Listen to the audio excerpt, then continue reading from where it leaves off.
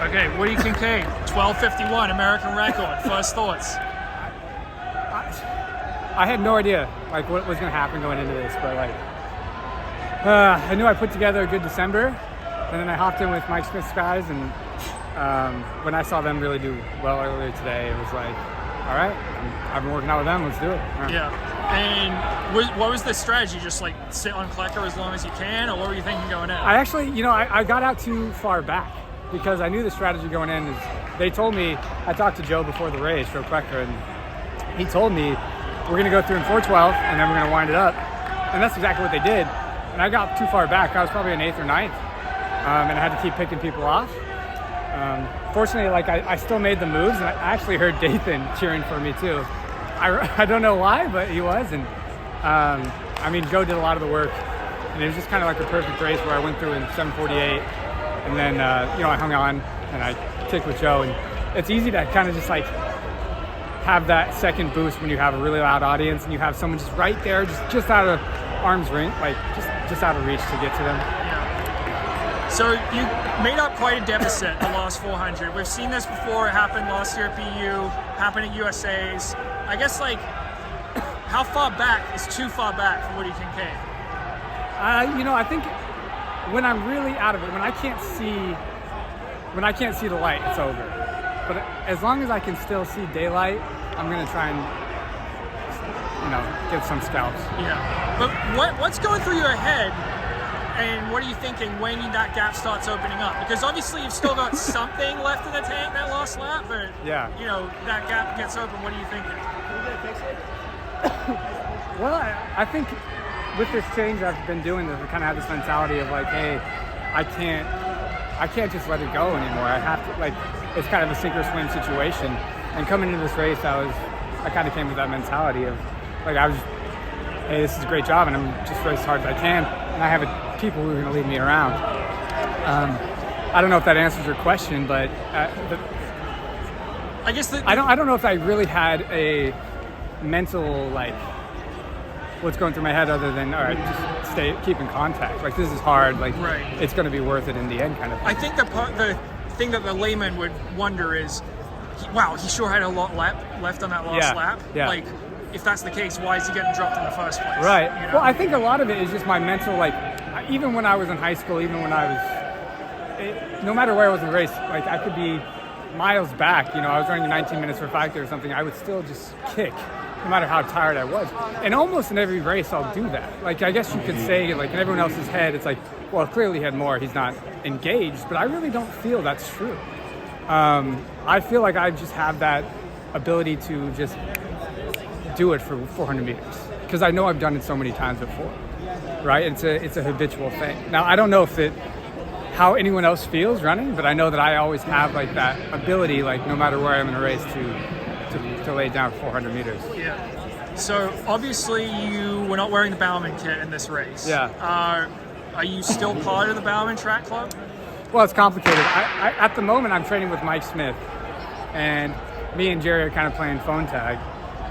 He'll call and then I'll miss his call, and then I'll call him and he'll miss my call. So, no, I haven't really talked to Jerry in a while, so I haven't really cut ties with Bowerman, but I'm looking at other places and seeing if it's a good fit, kind of. And why? There's no one answer. I know people want, like, because they moved to Eugene or because of the Shelby situation, but it's really not. It's more, I mean, those things didn't help, but it's more of the personal things. For one, I'm getting older. I want to try different training. I really like my situation with Mike Smith. I like how he coaches. So it's not really one answer, kind of like a personal decision. One of those things is my dad passed away, and I kind of just needed a change in my life in general. So it's not really a team thing. When did that happen? He died last year. Yeah, so that's part of the reason right there. Yeah, sorry to hear that. No, I didn't. That's one of the reasons why I haven't made it public, because it's like I want it to be a good change, and it's been refreshing being with these guys and everything. So, is there something? What are you looking for? Whatever your new situation ends up being, what do you want from that? Well, I still want to perform. I still have ambition to race every day. I like getting up and just running every day. I want to keep doing this job. And I've shown that. Like, I haven't been training with the team for months, and I got out and I trained every day. I did double thresholds for months on my own, and it wasn't easy. Like, you know, Jerry told me when I left the team, he's like, I think you're throwing away your career by leaving. You know, he didn't want me to leave. And I said, hey, I can do this.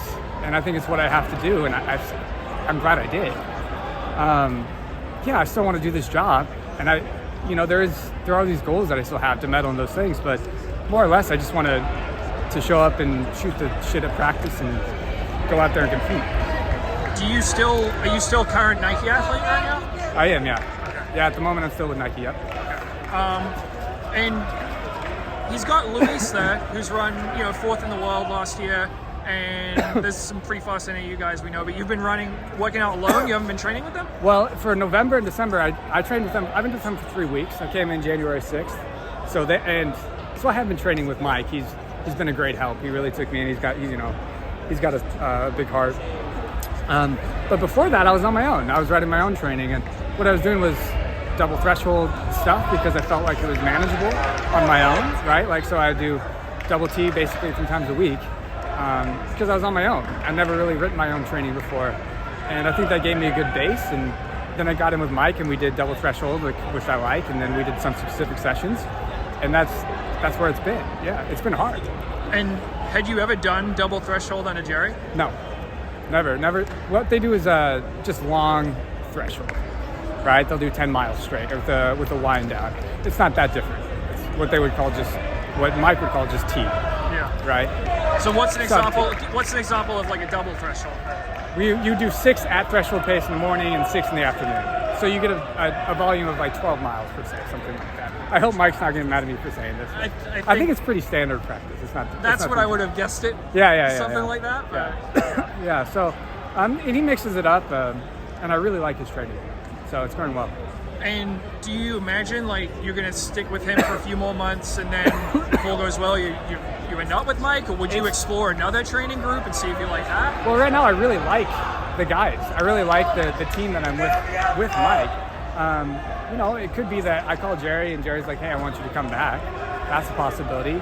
I could look at another team. I looked at On per se if I had gotten out of my Nike deal, which I did not. And they weren't especially interested at that time, but maybe that changes too. So I don't really have a set situation, but I really like it with Mike. Like, I really like what's going on. Yeah. How did the Bauman guys react to you leaving? Like, was it tough to leave behind, or? Yeah, I think they understood my situation. Like, I don't think any of them really wanted me to leave. I think they would be happy if I came back. That's the vibe I get. But they understand that, like, you have to do something to be happy, and they want to see me succeed as a runner too. So I think it's good so far. Yeah. Was there anything that you kind of were disappointed about or upset with Bauman? Well, I mean, nobody wanted to move to Eugene, if you mean. Like, that is a situation. Like, I was upset about that, but I don't think that was the defining situation. Sure. Yeah. But, like, I spoke to Mark when he left, and he said one of the things he was worried the pro guys might not get the same attention because Jerry's now coaching the Oregon athletes. Yeah. Was that a concern at all? Yeah, of course, that was like a concern. But from what I hear from what's going on in Bowerman, they don't feel that way at the moment. Yeah. So that might be resolved as we speak. I don't know. I haven't been really around that. Yeah. What does the rest of winter look like for you? I want to train with Luis and Drew and Abdi and stay with Mike. Yeah. Will you do any more races? Or?